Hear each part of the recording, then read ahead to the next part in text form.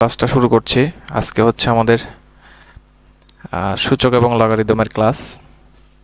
অত্যন্ত ইম্পর্ট্যান্ট একটি ক্লাস। এখান থেকে আমরা বোর্ড পরীক্ষায় 3 থেকে 4টি প্রশ্ন কমন পাবো।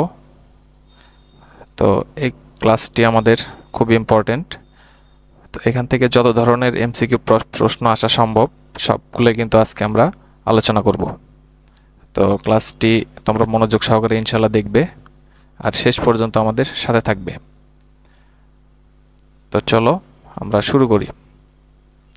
তো 1 নম্বর যে প্রশ্নটা সেটাতে বলা হচ্ছে 2 square into 2 to the power half into 2 to the power -1/4। তো এখানে দেখো এর বেস হলো 2 গুলা কিন্তু সমান। তাহলে বেস যদি সমান হয় তাহলে পাওয়ারগুলো যোগ হয়। তাহলে এখান থেকে আমরা পাওয়ার আছে 2 প্লাস হাফ আর প্লাস -1/4, তাহলে -1/4। তাহলে সবগুলো আমাদের যেটা হবে সেটাই আর পাওয়ার হবে। তাহলে এখান থেকে লিখতে পারো 2 টু দি পাওয়ার 4 লসাগু হলো। তাহলে এখান থেকে পাবো 8 প্লাস এখানে হবে হলো 2, এখানে 2 ছিল, 2 আর 4 ভাগ হলে হবে 2, আর এখান থেকে হবে হলো 1। তাহলে এখান থেকে পাবো 2 টু দি পাওয়ার 9/4। তো এটা কিন্তু হচ্ছে ঘাত। তাহলে এর ঘাত কত বলছিল? এর ঘাত হবে গ নাম্বারটা, এর ঘাত হবে গ। তো এটা আশা করি বুঝতে পেরেছো। এখান থেকে আমরা যেটা করলাম আসলে সবগুলো বেস সমান ছিল, সেই জন্য এটা যোগ করে দিয়েছি। তো আশা করি এটা বুঝতে পেরেছো। আমরা এখন 2 নম্বর প্রশ্নটা সমাধান করব। তো এটা যদি বুঝতে পারো তাহলে 1 লিখে যাবে, কমেন্টে 1 লিখবে। আর যদি কোনোটা বুঝতে না পারো তাহলে ওইটার নাম্বার সহ সে কথার কথা 1 নাম্বারটা তুমি বুঝতে পারো নাই, তাহলে 1 লিখে এখানে 2 লিখবে, তার মানে বোঝা যাবে যে ওটা তুমি বোঝো নাই। আচ্ছা, এটা হচ্ছে 2 নাম্বারটা সমাধান করব। 5 টু দি পাওয়ার 512 এর কিউব রুট প্লাস এখানে আছে হলো 2 কিউব। তো এখানে 512 কিউব। তো এখান থেকে আমরা যদি বলি যে কতর উপরে কিউব মানে হলো 512। তো এখান থেকে যদি আমরা বলি যে 2 টু দি পাওয়ার 6 সমান কত? 2 টু দি পাওয়ার 6 সমান হবে হলো 512। এখানে তোমরা পাওয়ার দিতে পারো, 2 এর উপরে পাওয়ার দিতে পারো। প্রথমে দিবে 2, 3, 4, 5, 6 দিলে দেখবে 512 আসবে। তাহলে 2 to the power 6 two the পাওয়ার 1/3, এই কিউব রুটের জন্য 1/3 আর প্লাস 2 টু দি পাওয়ার 3। তাহলে এখান থেকে যদি আমরা কাটি 2 টু দি পাওয়ার 6, আমি চেক করে নিই ক্যালকুলেটর 2 টু দি পাওয়ার 6 মানে কত। একটু দাঁড়াও,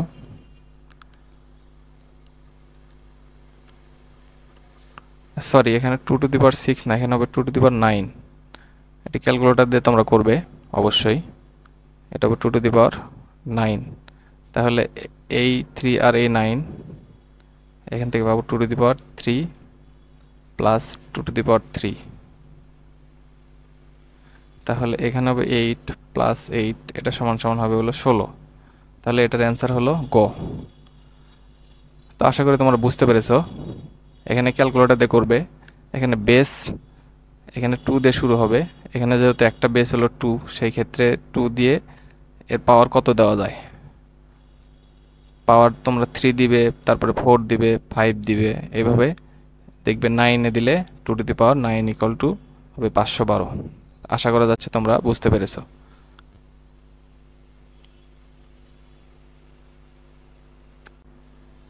তিন নম্বর প্রশ্নে যেটা বলা হচ্ছে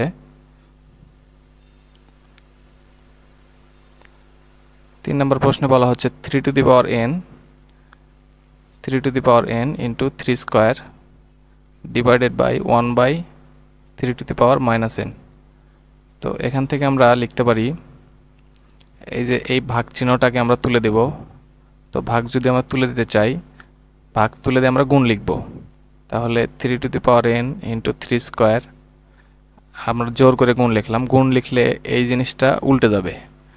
তো কেমন করে উল্টে যাবে, এই 3n আসবে উপরে আর এই 1 যাবে নিচে। তো এটা যদি হয় তাহলে এখান থেকে আমরা 3n into 3 square into 3 n এটা পাচ্ছি। তো এখান থেকে এই যে 3 সবগুলো বেস সেম, দেখো এখানকার সবগুলো বেস সেম, তাহলে 3n প্লাস 2 মাইনাস n। তো এখান থেকে এই মাইনাস n এই মাইনাস n প্লাস n কাটবে, তাহলে এখান থেকে পাবো 3 স্কোয়ার। তো এটার অ্যান্সার হবে ক নাম্বার। আশা করা যায় বুঝতে পেরেছ। এখন আমরা দেখি পরের প্রশ্ন। পরের প্রশ্নটা আমরা এখন সমাধান করব।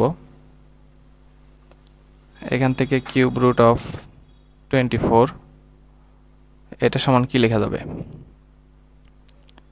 আমরা মনে করলাম এই 24কে 3 8 24 এভাবে লিখলাম। আবার এটাকে লেখা যায় cube root of 8 into cube root of 3, মানে ভেঙে দিলাম আর কি। আর এখানে 8কে লেখা যায় 2 ইন্টু কিউব রুট অফ 3। তো এই 3 আর এই কিউব চলে যাবে, এখানে হবে 2 আর এখানে হবে হলো কিউব রুট অফ 3। তো এটা হবে হলো 2 কিউব রুট অফ 3, এটা হবে হচ্ছে 3। তাহলে এটার অ্যান্সার হবে হলো ক নাম্বার। একটু প্রিন্টিং মিস্টেক ছিল। আশা করা যায় বুঝতে পেরেছ। তো বুঝতে পারলে কমেন্টে অবশ্যই এক লিখবে, এক লিখে যাবে। আর কোথায় বুঝতে পারতেছো না সেটাও লিখবে, তাহলে ওকে। এখন আমরা 5 নাম্বারটা সমাধান করব। এখানে দেওয়া আছে হলো 3 log 5 মাইনাস 2 log 3 এটা দেওয়া আছে। তো এখান থেকে আমরা লিখতে পারি log 5 টু দি পাওয়ার 3। এই যে এইটা আর্গুমেন্টে যে পাওয়ার হয়ে যাবে, আর এখান থেকে log 3 এইটা পাওয়ার হয়ে যাবে আর্গুমেন্টে 3 স্কোয়ার। তো log এটা হবে 125 মাইনাস log 9। তো এখান থেকে আমরা লিখতে পারবো log 125 ডিভাইডেড বাই 9। তো এটা আছে কোথায়? এটা আছে ক নম্বরে। তো এটাই কিন্তু অ্যান্সার। পরবর্তী প্রশ্ন খ নম্বরটা সমাধান করব, 6 নম্বরটা সমাধান করব এখন। 0.00193 সংখ্যাটির বৈজ্ঞানিক আকার লিখো। তো এখানে যেটা দেওয়া আছে সেটা 0.0193। তো এর বৈজ্ঞানিক আকার লেখার জন্য এই এই পয়েন্টটাকে আমাদের পূর্ণ সংখ্যায় নিয়ে যেতে হবে, তার মানে 1 2 3 এখানে নিয়ে যেতে হবে। তো এটার জন্য আমরা এখান থেকে ডান দিকে যাব। ডান দিকে কত ঘর গেলাম এই হিসাবটাও রাখতে হবে। তাহলে এখান থেকে আসো 1 ঘর 2 ঘর 3 ঘর। তো 3 ঘর যাওয়ার জন্য আমরা এখানে লিখব 10 টু দি পাওয়ার মাইনাস 3। তো এটা হচ্ছে আমাদের হবে হলো 1.93 into 10 two the power minus 3। এটা কিন্তু আমরা লিখব, কারণ হচ্ছে এখান থেকে আমরা যত ঘর ডানে আসব তত ঘর টু দি পাওয়ার মাইনাস ওইটা হবে। সে আমরা n সংখ্যক ঘর আসলাম, তাহলে 10 two the power minus n হবে। তো এটাই কিন্তু বৈজ্ঞানিক সংখ্যা। তো এখানে অনেকে প্রশ্ন করতে পারো যে এটা লিখলাম না কেন, 10 টু দি পাওয়ার মাইনাস 4ও তো লিখতে পারতাম। তো হ্যাঁ, এটা লেখা যেত, কিন্তু এটার বৈজ্ঞানিক যে নিয়ম সেটা ফলো করতো না। তো সেই ক্ষেত্রে কিন্তু এটা লেখা যাবে না। তো এটা হচ্ছে বৈজ্ঞানিক রুল। তো এটার অ্যান্সার হবে হলো ক নাম্বার। তো আমরা পরবর্তী প্রশ্ন সমাধান করব। তো এখানে বলা হচ্ছে ক্যালকুলেটর ব্যবহার করলে এত এর অংশক কত। তো অংশক নির্ণয়ের ক্ষেত্রে আমি দুইটা নিয়ম বলবো, মানে দুইটা, একটা হচ্ছে অনেক থেকে বড়, একটা হচ্ছে অনেক থেকে বড় সংখ্যার জন্য। এখানে শুধু অংশক বলছে, আমি অংশক এবং পূর্ণক এই দুইটা নিয়মই বলবো। তো এটার অংশক কী হবে এবং পূর্ণক কী হবে, এবং 1-এর থেকে ছোট, 1-এর থেকে ছোট এবং 0-এর থেকে বড়, 0-এর থেকে বড় এই সংখ্যাগুলোর অংশক এবং পূর্ণক কীভাবে বের করতে হবে। তো এই সংখ্যাটাই হচ্ছে 1-এর থেকে বড়, তাহলে 7 8 4 1, এটার অংশক কী হবে এবং পূর্ণক কী হবে সেটা কিন্তু আমি এখন তোমাদের সামনে বিস্তারিত আলোচনা করব। তো এটার অংশক বের করার জন্য এটা মনে রাখতে হবে এটা 1-এর থেকে বড়, তাহলে এটার জন্য প্রথমে নিতে হবে লগ 7 8 4 1। এটা যদি তোমরা ক্যালকুলেটর করো, তাহলে আমি ক্যালকুলেটর বসাচ্ছি লগ 7 8 4 1, তাহলে এটা সমান আসবে হলো 3.8943 তো এই যে এটা হচ্ছে এর পূর্ণক। এই 3টা পয়েন্টের পরে এটা হলো পয়েন্টের পরে হলো পূর্ণক। এই পয়েন্টের আগে যেটা আছে এটা হবে পূর্ণক, আর পয়েন্টের পরে যেটা সেটা হলো অংশক। তাহলে এই সংখ্যাটার পূর্ণক কত? এই সংখ্যাটার পূর্ণক হলো 3 আর অংশক হলো 0.8943 তা এটা হলো অংশক। তো রুলস কি? রুলস হচ্ছে এই লগ এই 1-এর থেকে যে বড় সংখ্যাটা এই সংখ্যাটা এখানে বসাতে হবে। তো এখানে এক্সাম্পল এখানে আছে হলো 7.8, তো এটা কি 1-এর থেকে বড় সংখ্যা কিনা? অবশ্যই 1-এর থেকে বড়, তাহলে এখানে বসাতে হবে লগ 7.8। এখানে যে মানটা আসবে সেই মানটা হচ্ছে এই পয়েন্টের পরের যে সংখ্যাগুলো থাকবে এবং আগের যে সংখ্যাগুলো থাকবে, এই আগের সংখ্যাটা হচ্ছে পূর্ণক এবং পরের সংখ্যাটা হলো অংশক। আশা করি বুঝতে পেরেছো। এটা হলো পূর্ণ সংখ্যার জন্য রুলস। আর যদি 1-এর থেকে ছোট হয়, 1-এর থেকে যদি ছোট হয় সংখ্যাটা, সে এক্স, এই সংখ্যাটা যদি 1-এর থেকে ছোট হয়, তো 7-এর অ্যান্সার হবে ক। এটা ক। আমি এখন আরেকটা রুলস বলতেছি। 1-এর থেকে যদি ছোট হয় সেই ক্ষেত্রে সে 0.1125 এই সংখ্যাটা 1-এর থেকে ছোট, 0-এর থেকে বড়, তাহলে এটার অংশক কত, পূর্ণক কত? তো দেখো এটাকে আগে বৈজ্ঞানিক রূপে প্রকাশ করতে হবে। 1.1, এখানে এক ঘর ডানে আসলাম, 1.1125 ইন্টু 10⁻⁻1। তো এটা হচ্ছে এর বৈজ্ঞানিক আকারে প্রকাশ। তাহলে এর পূর্ণক কত? এর পূর্ণক হবে হলো এই যে -1, অথবা অনেক ক্ষেত্রে এভাবে লেখা হয়, এটা হলো এর পূর্ণক। তাহলে এর অংশক কত হবে? তো অংশক বের করার নিয়ম হলো 1.1125, এই সংখ্যাটিকে লগের মধ্যে বসাবো। তো এটা যদি লগে বসাই তাহলে এখান থেকে হবে লগ 1.1125। তো এখান থেকে আমাদের আসবে 0.046। তো এটা হলো এর অংশক। আশা করি বুঝতে পেরেছো। তো এই দুইটা রুলস যদি তোমরা মাথায় রাখতে পারো তাহলে যে কোনো ধরনের এমসিকিউ কিন্তু তোমাদের কভার হয়ে যাবে। আশা করি বুঝতে পেরেছো। 8 নাম্বারটা, ক্যালকুলেটর ব্যবহার করলে এত এর পূর্ণক কত হবে? আমি আগে যেটা বললাম, এটাকে আগে বৈজ্ঞানিক রূপে প্রকাশ করতে হবে। তো বৈজ্ঞানিক রূপে প্রকাশ করার নিয়ম কি? আমরা এই পয়েন্টটাকে নিয়ে ডান দিকে যাব, 1 ঘর আসলাম, 2 ঘর আসলাম, 3 ঘর আসলাম। তো 3 ঘর আসার পর দেখতেছি এখানে একটা পূর্ণ সংখ্যা, তো এখানে থেমে যেতে হবে। তাহলে 4.005 ইন্টু 10⁻, কত লিখবে এখানে? আমরা আসছি 3 ঘর, তাহলে -3 হবে। তো এর পূর্ণক হলো -3, তাহলে এটার অ্যান্সার হবে গ।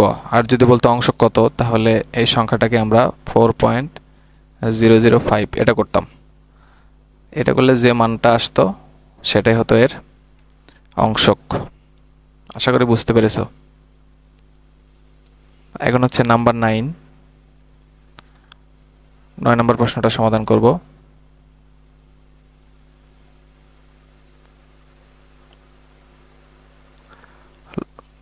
Two log 10 base 5 plus log 10 base 4।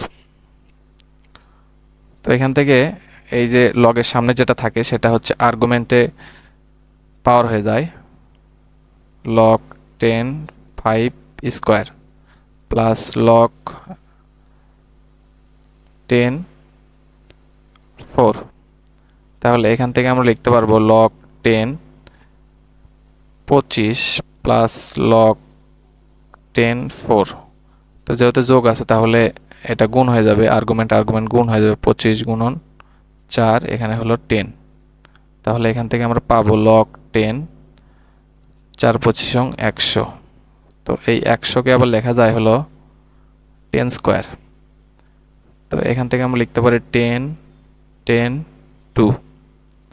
তো এখান থেকে আমরা পাবো হলো এটার মান 1, 2 × 2, এই বেস আর আর্গুমেন্ট যদি সমান হয়ে যায় সেই লগের মান 1। তো এটার অ্যান্সার হবে খ। আশা করি বুঝতে পেরেছো। এখন আমরা সমাধান করব 10 নম্বরটা। Log x base 2187 is equal to 7। তাহলে এটা যদি লগটা তুলে দেই তাহলে এই বেসটার পাওয়ার হবে x⁴ ইকুয়াল টু 2187। এটা কিভাবে হলো? লগের পরে যেটা থাকে সেটার নাম হলো আর্গুমেন্ট, সে এখানে m, আর এটা হলো বেস, আর এটার পরে যেটা থাকে সেটা মনে করলাম যে a। তো লগটা যদি তুলে দিতে চাই তাহলে এটা হবে a⁴n, মানে value two the power base equal to m। এটা হচ্ছে লগের একটা সাধারণ প্রপার্টিস, সেই ক্ষেত্রে আমরা এটা লিখতে পারি। তাহলে x⁴ ইকুয়াল টু 2187। তাহলে x ইকুয়াল টু কত হবে? 7 2187। এটা যদি তোমরা ক্যালকুলেটর করো, আমি একটু ক্যালকুলেটর করব। 7 x⁴ 2187, তাহলে কিন্তু এখান থেকে মান আসবে হলো 3। তো নেক্সট প্রবলেম আমরা সমাধান করব 11 নম্বর।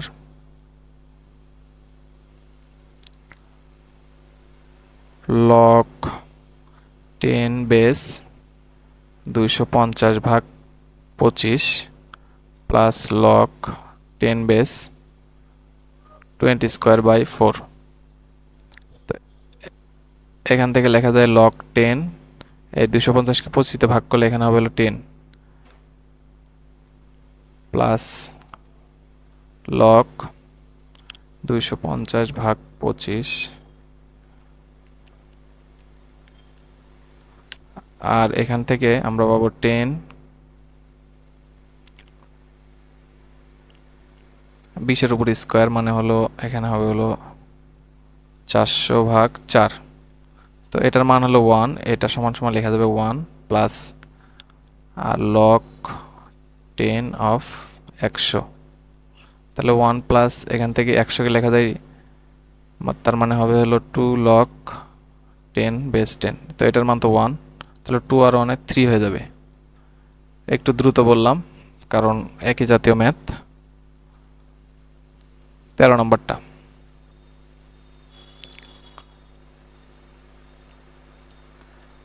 নম্বর প্রশ্ন। তোমরা কিন্তু বুঝতে না পারলে আমাকে কমেন্টে জানাবে, আমি বোঝাতে দেওয়ার চেষ্টা করব। 4x+1 equal to 2x-2। তাহলে এই বেস আর এখানকার বেস সমান করতে হবে। তাহলে আমরা যদি লিখি 2² x+1, আর এখান থেকে আমরা লিখতে পারবো x-2। তো এখান থেকে হবে হলো পাওয়ারে গুণ হয়, এটা আমরা জানি। তাহলে এটা গুণ করে দাও, 2x-2। তাহলে 2x+2 এটা সমান সমান হবে x-2। তো এখান থেকে আমরা লিখতে পারবো 2x - x, আর এই পাশে হবে -2 এটা আগে ওই পাশে পার করে দিলাম। তো এখান থেকে আমরা লিখতে পারবো x ইকুয়াল টু -4। তো এটার মান হবে খ নম্বর। আশা করা যায় বুঝতে পেরেছো। দেখি তো তোমাদের কি অবস্থা। ওকে, এখন আমরা 14 নম্বরটা সমাধান করব। 14 নম্বর প্রশ্নে যেটা বলা হচ্ছে 25 two the power n-4 divided 5 two the power n+2 এর সরল মান কত? তো এখানে দেওয়া আছে হলো 25 two the power n-4 R 5 two the power n+2। তো 25কে লেখা যায় হলো 5 স্কোয়ার n-4। তো 5 স্কোয়ার কেন লিখলাম, এই নিচের বেসের সমান করলাম n+2, এই জন্য আমরা 5 স্কোয়ার লিখলাম। তো এখান থেকে পাওয়ারে গুণ হবে 5 two the power 2n - 8 divided 5 two the power n+2। ভাগ থাকলে বেস সমান, ভাগ থাকলে এটা বিয়োগ হবে 5 two the power 2n - 8 minus 5, এখানে n-2 হবে, n-2 এটা বিয়োগ করে দিলাম। তাহলে এখানে হবে 5 টু দি পাওয়ার n-10। তো এখান থেকে আমরা লিখতে পারি ক নাম্বারটা অ্যান্সার। আজকের সর্বশেষ ম্যাথ 15 নম্বর ম্যাথটা আমরা সমাধান করব। 0.00357। তো এটাকে প্রথমে বৈজ্ঞানিক আকারে প্রকাশ করতে হবে। তো এখান থেকে আমরা যাত্রা শুরু করব পয়েন্ট থেকে, এই যে 3 পর্যন্ত যাব। 3 পর্যন্ত 3 ঘর গেলেই হচ্ছে 3.57 ইন্টু 10 টু দি পাওয়ার -3।